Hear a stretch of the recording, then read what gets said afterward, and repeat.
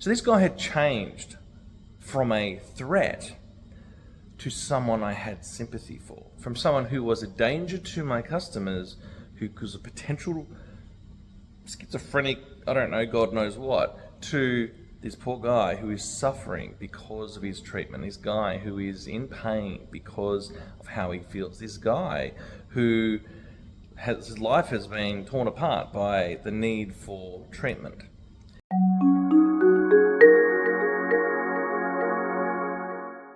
Hey guys, Matt Tait here, and this is a quick video on scope and category. And I have another story to share. So if I'm a bit sweaty because I've just been in a sauna and I'm still perspiring, so apologies. But I was inspired because I was recalling a memory, and it was a memory of a story, a personal story. A story where I run a restaurant, right? So I have a restaurant and I was at the restaurant, and every day the staff were telling me that they were concerned. Oh, by the way, yes, I am a coach and also own a restaurant, so I have a couple of things going on. And so every day the staff were concerned about this guy. He was a bit creepy and he walked past us numerous times a day. And so we were concerned, like, is this guy scoping the joint out? Is he sort of, what's going on? He had this very strange gait, the way he walked. He was kind of sort of shuffling along. It's like, is this guy on drugs, or what's the story? I don't know. He had this very strange look on his face, and he was a little bit, he's always unshaven, and he had these bandages around his arms, and I was just trying to piece together, who is this guy? And he comes past every day, would walk past every day. And so this guy, this stranger, would walk past maybe, 5 times a day. He would sit down on one of the local park benches that is just opposite the restaurant and would watch the people go past, and then he'd disappear and then come back in the afternoon. And I thought, okay, well, I need to find out what's going on here with this guy to make sure that, everybody in the restaurant is safe. Is this guy, I don't know, is he unstable? Or I don't know. I was making up all sorts of things about this guy. And this is where we start labeling people. Drug addict, you heard me just say it. Is this guy mentally ill? Is this guy not quite with it, just released from a psychiatric ward? I don't know. All I knew was his behavior was very different to everybody else. His behavior was, concerning. I'd rather his behavior be around someone else's business, not around the business I have. And so he was walking around, this is a couple of years ago now, and he's walking around and just causing, who is this guy? So I just bit the bullet by the horns one day, and took the bull by the horns, or bit the bullet, whatever you want to call it. I took the initiative. And instead of labeling this guy as a concern to my business, because I'd labeled him a threat to my business, I'd labeled him a deterrent for my customers. If this weird guy is hanging around customers sitting in the outdoor seating of the restaurant area. So I decided, okay, I'll go and just have a chat. How you going, mate? Nice day, all that sort of thing. You from around here? And we just started talking, and I got to learn his story, because he had these bandages on his arms. And I was like, what are the bandages for? And he said, oh, well, I had cancer, and I've had all this radiation treatment, and the radiation treatment has ruined the nerve endings on my fingers, and so now I have to continually exercise my fingers to be able to use them.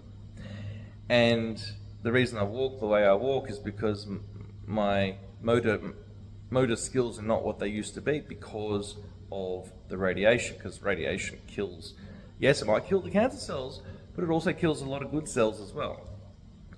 And as a result, I'll just come here every day, because he lived a few kilometers away, and I walk around to sort of see the public, to see human beings, because otherwise I'm stuck in my apartment all day. And so he comes out and he would walk around the shopping centre, spend the day there, and then walk home, and then go. I think he'd drive home. I'm not sure how he got home, but he was always at the shopping centre because that was his outing for the day. So now knowing this information, how do you feel about this guy? What are the emotions you have about this guy whose nerve endings were shot? He was a very nice guy. I think he was of Slavic origin. And very nice man. And so I would say hello to him every day after that. And we'd have a quick chat. Nice weather. How you going? How are the hands today? Oh yeah, still the same. And we'd have this conversation. So this guy had changed from a threat to someone I had sympathy for, from someone who was a danger to my customers, who was a potential schizophrenic, I don't know, God knows what, to this poor guy who is suffering because of his treatment, this guy who is in pain because of how he feels, this guy who his life has been torn apart by the need for treatment. And so he became a friend of the business. And so he became a friendly force. And I told all the staff the story to say, this guy's not a threat. He's had cancer, and that's why he walks funny. That's why he sort of slides one leg along. That's why his hands are bandaged. But he's actually a very nice man. He's a very nice man, and he's just trying to get some human connection via watching the people on the street. Now you can imagine I had a huge relief when I found out who this guy was, but I also had great sorrow for him. I could feel empathy for him. And then you think about the category, how it's changed. I labeled him a threat, and now I have sympathy. I labeled him a danger, and now I have empathy. I labeled him someone who's going to take money away from a business, and now I label him as someone who's just trying to get through the day. So that changed my emotions dramatically, as you can imagine. That changed how I felt. And this is where if you change your label, you change your emotion. And I've had some comments on YouTube where they talk about, are you just playing with words? No, I changed what it meant inside of me. I'm not just changing a label for the hell of it. I changed what it meant. Now, how did I change what it meant? Well, I changed what it meant because I widened my scope. I had more information. I had more of the data. And also, I got rid of and removed the things I'd made up, which I had zero evidence of. All I knew was this guy was acting sketchy. That's all I had. Now, don't get me wrong. You don't always get that opportunity to find out someone's life story, right? It's very different. But I did have the opportunity. And once I found out some of his story, I realized, oh, this guy's not a threat at all. And he was a lovely guy, and I hope he's okay because he's not been seen for quite a while now. When we closed down that particular business, and I'm still in the area and I don't see him anymore. So I don't know what the story was with where he ended up, but I hope he's being looked after somewhere. And so that was the story of how I changed my scope. I changed my category label because I had more scope, and I reduced the scope which I'd made up. I got more of the real experience, more of the real story, and I got rid of the stuff I'd made up. I put a new meaning on the information I had via a better story, via his story, and it all lined up and made sense. Now, don't get me wrong, people can BS you, they can tell you fairy tales to get away with doing bad things, but this gentleman was on the level. He was on the up and up. He was honest. And so think about this in your life. Where have you labeled something? This person's a liar. This person's a cheat. This person's done certain things. And then you find out more information, and you start softening a little bit. You realize, okay, well, under those circumstances, I may have ended up in a similar place, or under these circumstances, it's not entirely in his court, or or her court, or you get more information. Where's an example where you changed the label of someone and you changed what it meant? You changed the emotion, and things shifted for you. Love to hear in the comments where you've changed the label of someone and it's been a different experience. Now, all of this comes from the theory of scope and category, which is a Steve Andreas book called 6 Blind Elephants.